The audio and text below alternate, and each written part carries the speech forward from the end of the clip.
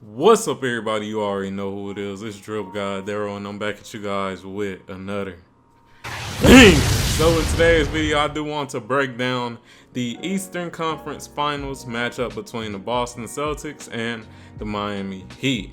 Now, this should definitely be an interesting series, and y'all already know how I like to do. I like to start off by taking a look at the regular season matchups between the two teams. So without further ado, let's get right into it. Alright, so we have switched over. Shout out to ESPN, and as you guys can see, we are taking a look at the Boston Celtics schedule for the 2022-2023 season. Now, we don't really have to worry about any changes or any big trades between any of these teams because both of these teams remain pretty much the same even past the trade deadline. So let's scroll through this and let's just take a look and see what games the Boston Celtics won or lost against the Miami Heat. So we start off at the very top on October 21st. They played Miami and they ended up getting a win. The game was pretty close, as we could see. It was 111 to 104. Let's keep scrolling down and take a look and see if they matched up any other times. Alright, so as we can see, here's another matchup on November 30th right here. And it looks like they won again against the Miami Heat. Now this game was more dominant when it came to the Boston Celtics, and right below that they had a back-to-back, and they ended up losing to Miami in this game 120 to 106. And as we can see, it was a very close game. It actually went to OT. So far they are 2-1 against Miami Heat. Let's keep scrolling down, see if there were any other games between the two teams. All right, so there was one other game between the two teams, and in this game, Miami actually won. And it was a very close game once again, 98 to 95. And yeah, so far, the Boston Celtics were 2-2 against the Miami Heat. So they did end up actually splitting the pair when it came to the 4 games they played against each other. And with that being said, let's get down to the breakdown part of this video. So I'll start off with the Boston Celtics. Now, for the Boston Celtics, I feel like the main key pieces or the main key points will be just consistency with their stars. Now, Jaylen Brown, for the most part, he has been consistent when it came to his game play. But the inconsistent individual has been Jason Tatum. Now, to be honest, the Miami Heat, they don't really have someone who can really slow down a player like Jason Tatum. Jason Tatum will have the size advantage on most of his matchups. As we know, Jason Tatum, he's around 6'8", 6'9". And the Miami Heat, they don't really have a player around that size who can move their feet quick enough and, play good enough defense to actually just really slow him down or guard him. But as we know, one thing that you can't knock about Jason Tatum is his consistency. One game he'll go crazy and score 50 points on you, and then the other game he'll only score 10 to 15, maybe around 17 points. So I feel like that would be the number one thing right there when it comes to the Boston Celtics, the consistency of their stars, but specifically Jason Tatum.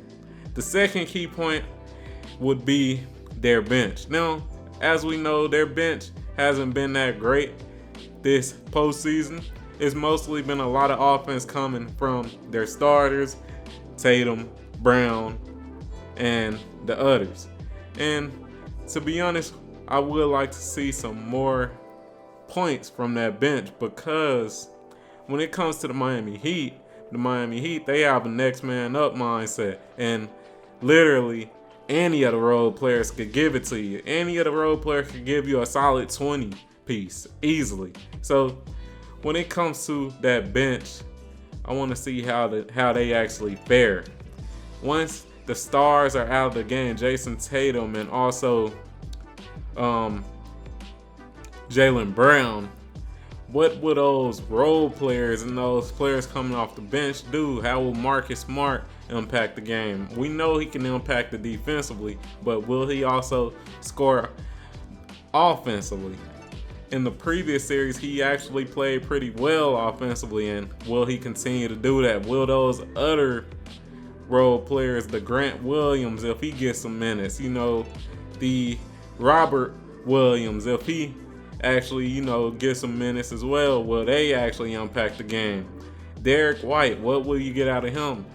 We all know he's great defensively as well, but what type of offense will you get from him? He's had games where he's been great offensively, and he has had games where he's struggled offensively. So what will you get out of him? So it should definitely be interesting to see what those bench players really give the Boston Celtics.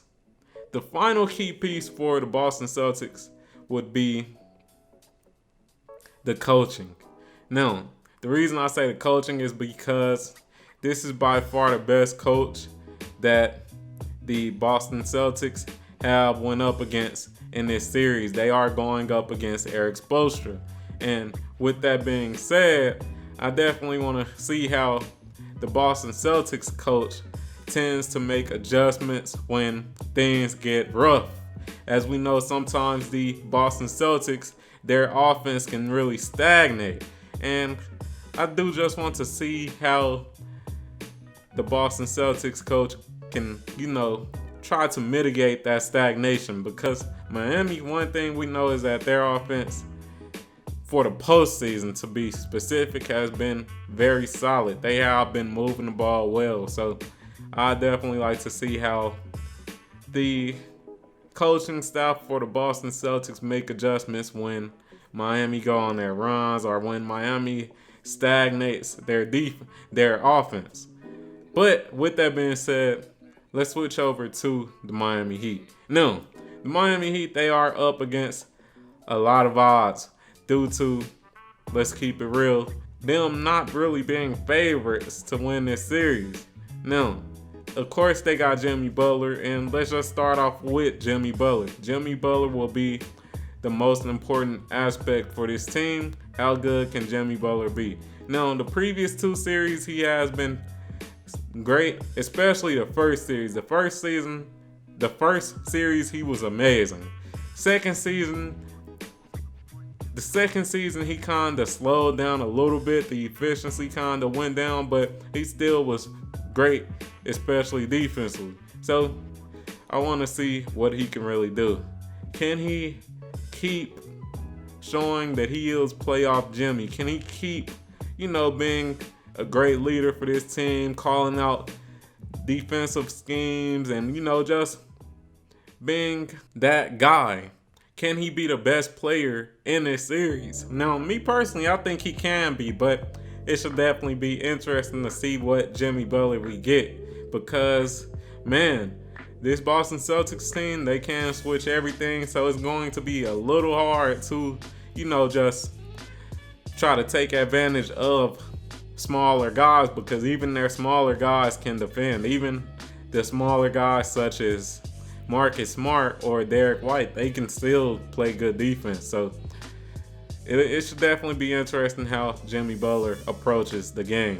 The second most important thing for the Miami Heat is Bam Adebayo. Now, Bam Adebayo, he actually had a solid series last series, and he was more aggressive offensively. And can he continue to do that? I would love to see him be aggressive against a player like Al Horford. As we know, Bam Adebayo, he is an energizer style player. He is very athletic, and take advantage of that against Al Horford. As we know, Al Horford is getting up there in age, and don't get me wrong, Al Horford ain't shabby when it comes to his defense, but I do definitely think that Adebayo has a quicker first step and things of that nature. So take advantage of that. I want to see Bam Adebayo dominate the boards as well. Like I was saying, he does have slightly slower defenders guarding him, such as Robert Williams and Al Horford. So take advantage of that. Use your speed and your quickness to take advantage of those defenders. Last but not least, it comes down to the role players. So in the previous series, the role players have been excellent. They've been hitting their timely shots when needed. When they do have that open shot, they've been knocking it down, and some of the players have been taking things into their own hands. You know, Gabe Vincent, when he sees open lane, he's been taking it. You know, you got players like Max Strus, who's been playing solid defense and making sure he take his open shots and knocking them down. You've even had players like Cody Zeller, who's been giving this Miami Heat team solid minutes. So, yeah, when it comes to those role players, how will they look? Because during the regular season, the role players didn't really show up too much. But during this postseason, they've been immaculate. They've been superb. So, which set of role players will we get? It should definitely be interesting. And, of course, let me not forget about the coaching. Will Eric Spoelstra prove that he is the best coach in the league right now? Now, me currently, that's what I think. I think he's the best coach in the league right now. But, hey, they do have a tough task. They definitely have a tough task trying to beat the Boston Celtics. So, it should definitely be interesting. But, hey, if you enjoyed this video, like the video, comment on the video, subscribe to the motherfucking channel, turn on notifications and all that good stuff, and I'm out. Peace.